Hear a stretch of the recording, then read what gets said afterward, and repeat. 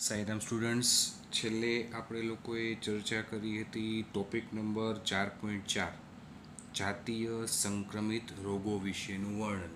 જાતીય સંક્રમિત રોગો એટલે એવા રોગો કે જે એકબીજાની સંપર્કમાં આવવાથી સમાગમ દ્વારા કે XYZ રીતે, દાખલા તરીકે કોઈ પણ ચેપી વ્યક્તિ હોય એના રુધિરના સંપર્કમાં આવવાથી, ચેપી વ્યક્તિએ યુઝ કરેલી સિરિંજના સંપર્કમાં હોવાથી, અથવા તો કોઈ પણ ચેપી વ્યક્તિ સાથે કરેલા સમાગમથી.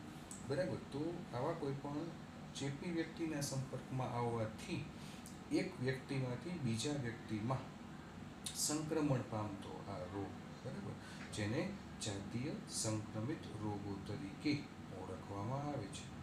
અને જાતીય સંક્રમિત રોગોની અંદર ગોનોરિયા છે, સિફિલિસ છે, એઇડ્સ જેવા, HIV જેવા ઘાતક રોગોનો પણ સમાવેશ થાય છે.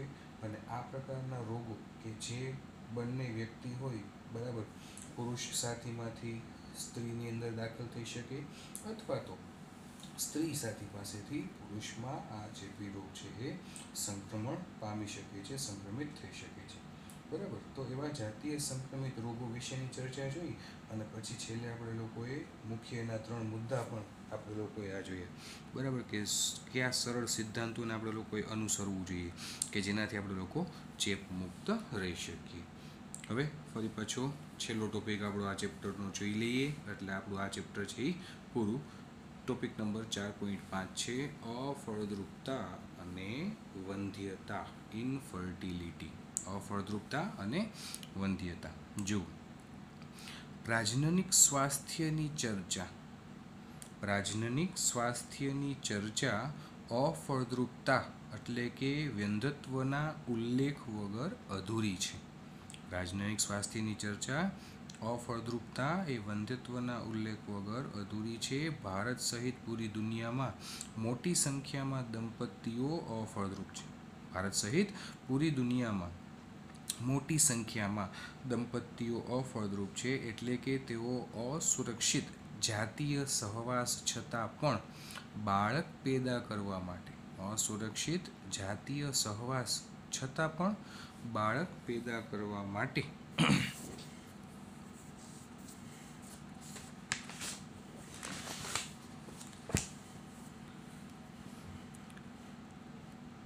અસુરક્ષિત જાતીય સહવાસ કરવા છતાં પણ બાળક પેદા કરવા માટે જે દંપતીઓ અસમર્થ હોય છે, એવા દંપતીઓને આપણે લોકો ઇનફર્ટાઇલ અથવા તો વંધ્ય દંપતી તરીકે ઓળખીએ છીએ. આના અનેક કારણો હોઈ શકે છે. વંધ્યત્વ માટેના અનેક કારણો હોઈ શકે છે, જેવા કે શારીરિક, જન્મજાત રોગો, દવાઓ, પ્રતિરક્ષા સંબંધી અથવા મનોવૈજ્ઞાનિક. આ બધા કારણો હોઈ શકે છે. સમજો બધા લોકો કે જે દંપતી અત્યારે તમે આસપાસના સમાજમાં, કુટુંબમાં જોતા હશો કે ઘણા દંપતીઓ એવા હોય કે જેઓને મેરેજ પછી 8-8, 10-10 વર્ષ સુધી બાળક પ્રાપ્ત નથી થઈ શકતું, બાળક નથી આવતું.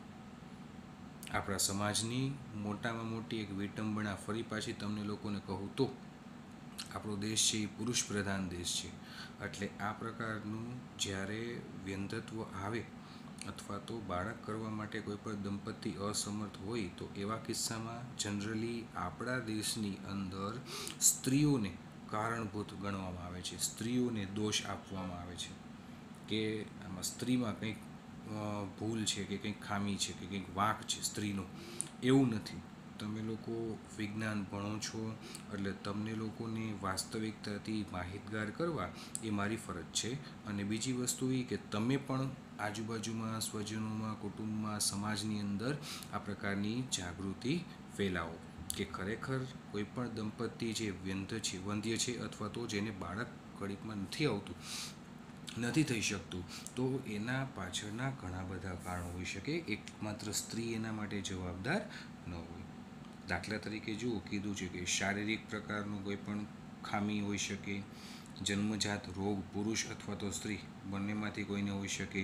ચોક્કસ પ્રકારની દવાઓની ઇફેક્ટ, ઘણા લોકો બાળક પ્રાપ્ત કરવા માટે ચોક્કસ પ્રકારના ઇન્જેક્શન્સ લેતા હોય છે, દવાઓ લેતા હોય છે, તો એની સાઈડ ઇફેક્ટ છે. પ્રતિરક્ષા અથવા તો મનોવૈજ્ઞાનિક પણ કારણ હોઈ શકે. માનસિક રીતે જે લોકો એકદમ ડિપ્રેશનમાં રહેતા હોય, પીડાતા હોય XYZ રીતે, તો એવા કિસ્સામાં પણ બાળકની સુલભતા માટે તેઓ અસમર્થ રહેતા હોય છે. ભારતમાં સામાન્ય રીતે દંપતીને બાળક ન થવાનો દોષ, ભારતમાં સામાન્ય રીતે દંપતીને બાળક ન થવાનો દોષ સ્ત્રીઓને આપવામાં આવે છે. મેં તમને હમણાં કીધું પ્રમાણે, પરંતુ સામાન્યતઃ એવું ન હોતા આ સમસ્યા પુરુષ સાથીમાં પણ હોઈ શકે છે. જે શારીરિક સમસ્યા તો પુરુષમાં પણ હોઈ શકે, એવું જરૂરી નથી કે સ્ત્રીમાં જ હોય. જન્મજાત ખામી છે એ પુરુષમાં પણ હોઈ શકે, પરંતુ આપણા દેશની અંદર આ એક આપણી મોટા મોટી ટ્રેજેડી કહી શકો કે સ્ત્રીઓને મોટે ભાગે એના માટે દોષિત ગણવામાં આવતા હોય છે. તો સામાન્યતઃ એવું ન હોતા આ સમસ્યા પુરુષ સાથીમાં પણ હોઈ શકે છે. વિશિષ્ટ સ્વાસ્થ્ય સંભાળ કેન્દ્ર એટલે કે વ્યંધત્વ નિવારણ ચિકિત્સાલય, ચોક્કસ પ્રકારના એવા વ્યંધત્વ નિવારણ માટેના સેન્ટર, ચિકિત્સાલય વગેરે નિદાનમાં મદદ કરે છે અને કેટલીક આવી અનિયમિતતાની સાચી સારવાર કરી અને દંપતીઓને બાળક પ્રાપ્ત કરાવે છે. IVF સેન્ટર છે, ટેસ્ટ ટ્યુબ બેબી સેન્ટર છે, આવા ઘણા બધા સેન્ટર્સ અત્યારે અવેલેબલ છે દરેક સિટીની અંદર, કે જેના માધ્યમથી તેઓ નિદાન કરે છે અને ચોક્કસ પ્રકારની જે આ અનિયમિતતા છે એની યોગ્ય સારવાર કરી અને બાળક પ્રાપ્ત કરાવે છે. આમ છતાં જ્યાં ખામીઓને સારી કરવી શક્ય ન હોય, ત્યાં કેટલીક વિશિષ્ટ પદ્ધતિઓ કે જેને સહાયક પ્રજનન પદ્ધતિઓ, assisted reproductive technologies, ART full form યાદ રાખજો, સહાયક પ્રજનન પદ્ધતિઓ આસિસ્ટેડ રિપ્રોડક્ટિવ ટેકનોલોજીસ ART તરીકે સામાન્ય રીતે જાણીતી છે. તેની સહાયથી દંપતીઓ બાળકો પ્રાપ્ત કરે છે.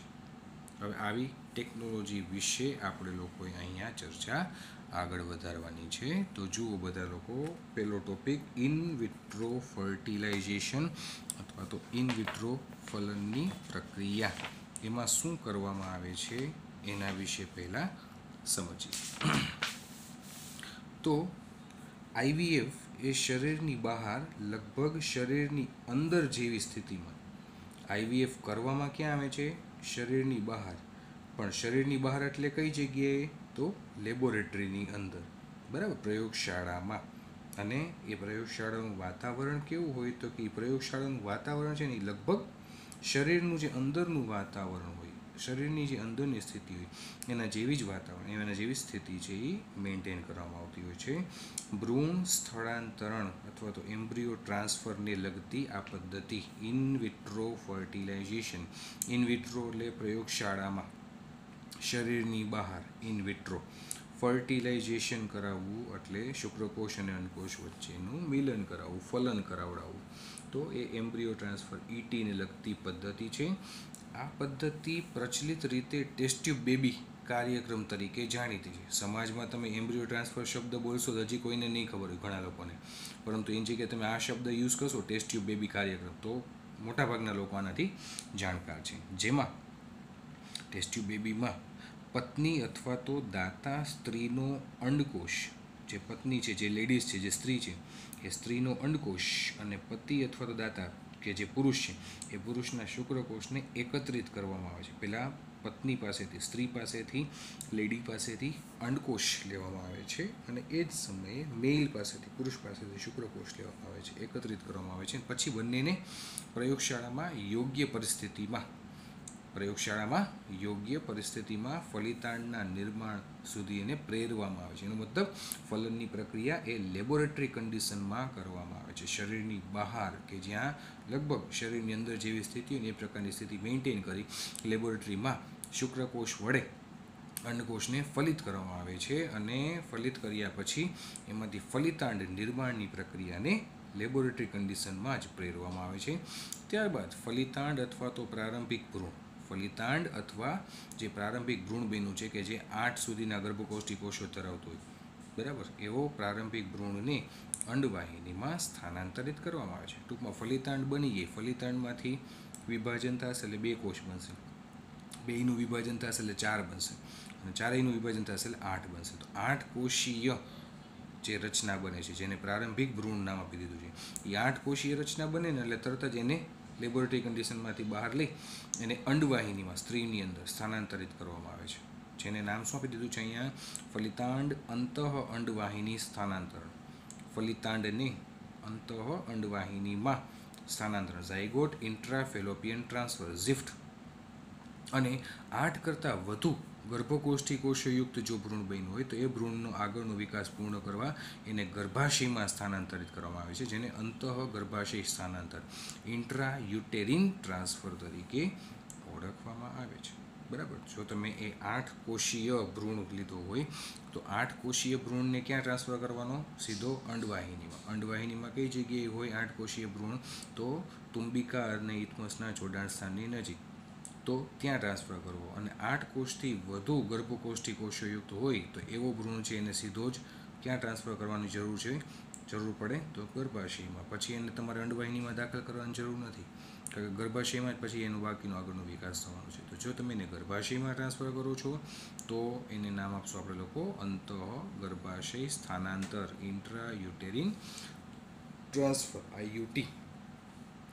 જે સ્ત્રીઓમાં ગર્ભધારણની સમસ્યા હોય, જે સ્ત્રીઓમાં ગર્ભધારણની સમસ્યા હોય તેમની સહાયતા માટે ઇન વિવો ફલન, જે સ્ત્રીઓમાં ગર્ભધારણની, સ્ત્રીઓની અંદર પર્ટિક્યુલરલી વાત કરતા કહે છે કે પાણી લો કે બંધત્વના નિવારણ માટે, તો જે સ્ત્રીઓમાં ગર્ભધારણની સમસ્યા હોય તેમની સહાયતા માટે ઇન વિવો ફલન, એટલે કે સ્ત્રીના શરીરમાં, ઇન વિવો એટલે ડાયરેક્ટ શરીરની અંદર, અને ઇન વિટ્રો એટલે શરીરની બહાર. આ 2 શબ્દ ખાસ યાદ રાખજો તો જ તમને આ ટોપિક સમજાશે.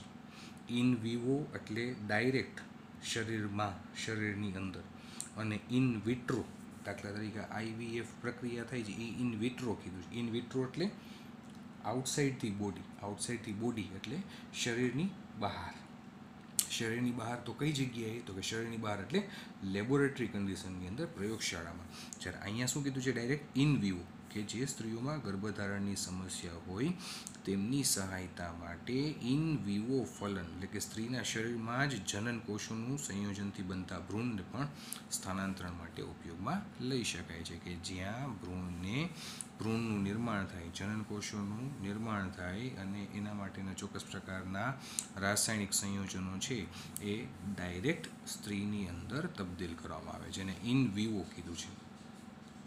ફરી પાછું, એવા કિસ્સાઓમાં કે જ્યાં સ્ત્રીઓ અંડકોષો ઉત્પન્ન કરી શકતી નથી, એવા કિસ્સાઓમાં કે જ્યાં સ્ત્રીઓ અંડકોષો ઉત્પન્ન કરી શકતી નથી, પરંતુ તે ફલન અને આગળના વિકાસ માટેનું યોગ્ય પર્યાવરણ પૂરું પાડી શકે છે, પરંતુ તે ફલન અને આગળના વિકાસ માટેનું યોગ્ય પર્યાવરણ પૂરું પાડી શકે છે, એમના માટે એક અન્ય પદ્ધતિ અપનાવાય છે, જેમાં દાતામાંથી અંડકોષ લઈ, જોજો શું કીધું છે કે એવી સ્ત્રીઓ કે જેની અંદર કુદરતી રીતે અંડકોષ ઉત્પન્ન નથી થતા, તો હવે એવા કિસ્સામાં શું કીધું છે? અંડકોષ ઉત્પન્ન નથી કરી શકતી, પરંતુ એ ફલન અને આગળના વિકાસ માટેનું યોગ્ય પર્યાવરણ પૂરું પાડી શકે છે. પણ જ્યાં સુધી ફલન નહીં થાય, બરાબર, અથવા તો જ્યાં સુધી અંડકોષો છે એ અંડકોષો નિર્માણ નહીં પામે ત્યાં સુધી ફલન નહીં થાય, અને ફલન નહીં થાય આગળનો વિકાસ નહીં થાય. તો આના કિસ્સામાં શું છે? આ સ્ત્રીના કિસ્સામાં કે ભાઈ એ અંડકોષ ઉત્પન્ન નથી કરી શકતી, પણ જો એક વખત અંડકોષ ઉત્પન્ન કરવામાં આવે અથવા તો અંડકોષ એની અંદર કૃત્રિમ રીતે દાખલ કરવામાં આવે તો પછીની પાછળની જે બાકીના સ્ટેપ છે, દાખલા તરીકે ફલન અને એના આગળનો વિકાસ, એના માટેનું યોગ્ય પર્યાવરણ છે એ સ્ત્રીમાં પૂરું પાડી શકાય છે. એમના માટે એક અન્ય પદ્ધતિ અપનાવાય છે, જેમાં શું કરવામાં આવે કે દાતા સ્ત્રીમાંથી અંડકોષ લઈ એ સ્ત્રીની અંડવાહિનીમાં સ્થાનાંતરિત કરવું, જેને ગિફ્ટ તરીકે ઓળખવામાં આવે છે, ગેમેટ ઇન્ટ્રાફેલોપિયન ટ્રાન્સફર. દાતા સ્ત્રી એટલે અન્ય કોઈ સ્ત્રી હોય કે જેણે પોતાનો અંડકોષ ડોનેટ કર્યો હોય, બરાબર, તો એ સ્ત્રી કે જેની પાસે અંડકોષ બને છે, જેની અંદર એવી સ્ત્રી પાસેથી અંડકોષ લઈ અને આ બીજી સ્ત્રી કે જેની અંદર ખરેખર અંડકોશ નથી બનતો એની અંદર એ અંડકોશને તબદીલ કરાવવું એને શું કહેવાય? Gift, gamete intrafallopian transfer. બરાબર છે. ગિફ્ટ શબ્દ પર તમને યાદ રહી જશે ઇઝીલી કે એક સ્ત્રી છે એ બીજી સ્ત્રીને ગિફ્ટ કરે છે. શું કરે છે? અંડકોશ. કઈ સ્ત્રીને ગિફ્ટ કરે છે? તો કે એવી સ્ત્રી કે જેની અંદર કુદરતી રીતે અંડકોશ નથી બનતા. એટલે આ રીતે તમે એને યાદ રાખજો. ગિફ્ટ, ગેમેટ ઇન્ટ્રાફેલોપિયન ટ્રાન્સફર કરવામાં આવે છે કે જ્યાં દાતા સ્ત્રીનો અંડકોશ લઈ એ સ્ત્રીની અંડવાહિનીમાં સ્થાનાંતરિત કરવામાં આવે છે. પ્રયોગશાળામાં ભ્રૂણ બનાવવાની એક અન્ય વિશિષ્ટ પદ્ધતિ આંતરકોશરસીય શુક્રકોષ નિક્ષેપણ. આંતરકોશરસીય શુક્રકોષ નિક્ષેપણ, ICSI, ઇન્ટ્રા સાઇટોપ્લાઝમિક આંતરકોશરસીય સ્પર્મ ઇન્જેક્શન. બરાબર, શુક્રકોષનું નિક્ષેપણ, શુક્રકોષનું ઇન્જેક્શન છે. આ શુક્રકોષનું ડાયરેક્ટ ઇન્જેક્શન આપવામાં આવે છે જેમાં શુક્રકોષને સીધો અંડકોશમાં દાખલ કરવામાં આવે છે ફલિતાંડનું નિર્માણ કરવા માટે, ફલન કરવા માટે. વંધ્યતા કે અફળદ્રુપતા એ તેની પુરુષ સાથી સ્ત્રીમાં વીર્ય દાખલ કરવા સક્ષમ ન હોવાને કારણે અથવા ઘણી વખત એવું બને કે ભાઈ અફળદ્રુપતા અથવા તો જે આ વ્યંધત્વ છે તો એની પાછળનું કારણ એ અફળદ્રુપતા પાછળનું કારણ શું હોઈ શકે? તો કે એક કારણ આ પણ હોઈ શકે કે ભાઈ પુરુષ સાથી છે એ સ્ત્રીના યોનિ માર્ગની અંદર વીર્યને દાખલ કરવા માટે સક્ષમ ન હોય અથવા સ્ખલનમાં શુક્રકોષોની સંખ્યા ખૂબ ઓછી હોય. વીર્યનું સ્ખલન થાય બરાબર, બાકી બધી વસ્તુ હોય પરંતુ વીર્યની અંદર શુક્રકોષોની સંખ્યા જ ન હોય અથવા તો ખૂબ જ ઓછી હોય તો એના કારણોસર એ શુક્રકોષથી અંડકોશ સુધી ન પહોંચી શકે. હવે જ્યાં સુધી શુક્રકોષ અંડકોશ સુધી નહીં પહોંચી શકે ત્યાં સુધી તમને બધા લોકોને ખ્યાલ છે કે આગળની એકેય પ્રક્રિયા સંભવ નથી. તો આર્ટિફિશિયલ ઇન્સેમિનેશન પદ્ધતિ દ્વારા આ વસ્તુને ઠીક કરી શકાય છે જેને કૃત્રિમ વીર્ય સેચન તરીકે ઓળખવામાં આવે છે કે ભાઈ પુરુષ સાથીમાં પ્રોબ્લેમ હોય. જેમ કે આપણે અગાઉ જોયું કે ભાઈ કોઈ પણ સ્ત્રી હોય એ સ્ત્રીની અંડવાહિનીમાં અંડકોશ નથી બનતા. ચાલો, સ્ત્રીની અંદર કુદરતી રીતે અંડકોશ નથી બનતા. હવે આવી સ્ત્રીનું જે આ વ્યંધત્વ છે એનું આપણે નિવારણ કરવું હોય તો કેમ કરી શકાય? તો કે ભાઈ અન્ય દાતા સ્ત્રી પાસેથી અંડકોશ લઈ અને એ અંડકોશને આપણે આ સ્ત્રીની અંદર વ્યંધત્વ નિવારણ માટે અંડકોશને દાખલ કરી દઈએ. એક એ શક્યતા છે. હવે સ્ત્રીની જગ્યાએ માની લ્યો કે પુરુષમાં પણ પ્રોબ્લેમ હોઈ શકે. શું પ્રોબ્લેમ હોઈ શકે? તો કે પુરુષ સાથી છે એ પુરુષ સાથી વીર્યનું સ્ખલન કરવા માટે અસમર્થ. માદાના યોનિ માર્ગની અંદર ટૂંકમાં પુરુષની અંદર એટલું બધું વીર્ય ન બનતું બરાબર, વીર્યની માત્રા એટલી બધી ન જળવાતી હોય અથવા તો વીર્ય બનતું હોય તો વીર્યની અંદર શુક્રકોષનું પ્રમાણ, શુક્રકોષની માત્રા ખૂબ જ ઓછી હોય બરાબર. તો આ બે કારણો છે કે જેના થકી પુરુષે વ્યંધત્વ ધારણ કરી શકે છે. તો એવા કિસ્સામાં શું કરવામાં આવે છે? તો એવા કિસ્સામાં આર્ટિફિશિયલ ઇન્સેમિનેશન, કૃત્રિમ વીર્ય સેચન બરાબર. કૃત્રિમ વીર્ય સેચન એટલે જે લોકો એવા પુરુષો કે જે દાતા પુરુષ છે કે જે પોતાનું સ્પર્મ, પોતાનું વીર્ય ડોનેટ કરે છે બરાબર, તો એ વીર્યના ડાયરેક્ટ રેડીમેડ ઇન્જેક્શન છે એ ઇન્જેક્શનથી તમે પુરુષમાંનું વ્યંધત્વ છે દૂર કરી શકો છો. એ દાતા પુરુષના વીર્યનું ઇન્જેક્શન છે એ ડાયરેક્ટ સ્ત્રીની અંદર તબદીલ કરવામાં આવે છે, નિક્ષેપણ કરવામાં આવે છે. આ પદ્ધતિમાં વીર્યને પતિમાંથી અથવા તો સ્વસ્થ દાતામાંથી, પતિની અંદર જો પૂરતા પ્રમાણમાં વીર્ય ન બનતું હોય અથવા તો શુક્રકોષ યુક્ત વીર્ય ન બનતું હોય તો એવા સમયે સ્વસ્થ દાતા, અન્ય કોઈ દાતા, અન્ય પુરુષ, જેમ કેમ આમાં અન્ય સ્ત્રી લઈ લીધી છે ઉપરની તરફ આ જગ્યાએ બરાબર, દાતા સ્ત્રી લીધી છે તો એવી જ રીતે અહીંયા અન્ય પુરુષ લેવાનો અને એ સ્વસ્થ પુરુષ, એ સ્વસ્થ દાતામાંથી વીર્યને એકત્રિત કરવામાં આવે છે જેને કૃત્રિમ રીતે સ્ત્રીના યોનિ માર્ગમાં અથવા ગર્ભાશયમાં દાખલ કરવામાં આવે છે. સ્ત્રીના યોનિ માર્ગમાં અથવા ગર્ભાશયમાં દાખલ કરવામાં આવે છે જેને અંતઃગર્ભાશય વીર્ય સેચન, ઇન્ટ્રાયુટેરિન ઇન્સેમિનેશન, IUI, અંતઃગર્ભાશય વીર્ય સેચન, ઇન્ટ્રાયુટેરિન ઇન્સેમિનેશન નામ આપવામાં આવેલું છે. જો કે વિકલ્પો ઘણા છે પરંતુ આ બધી પદ્ધતિમાં બરાબર તમે IVF થ્રુ જાઓ કે ઝિફ્ટ થ્રુ જાઓ કે IUT થ્રુ જાઓ કે ગિફ્ટ કે કોઈ પણ આર્ટિફિશિયલ ઇન્સેમિનેશન કરાવો કે આઈયુઆઈ, વિકલ્પો ઘણા છે, પરંતુ આ બધી પદ્ધતિમાં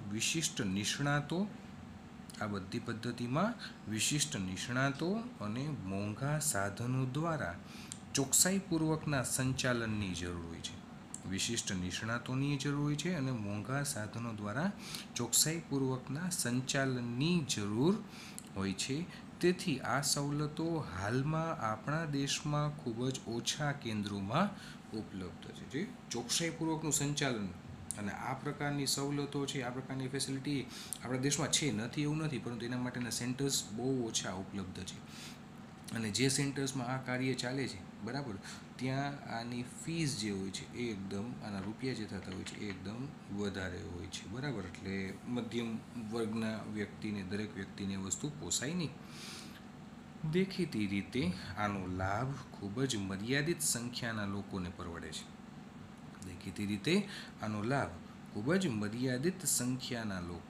મર્યાદિત સંખ્યાના લોકોને પરવડે છે.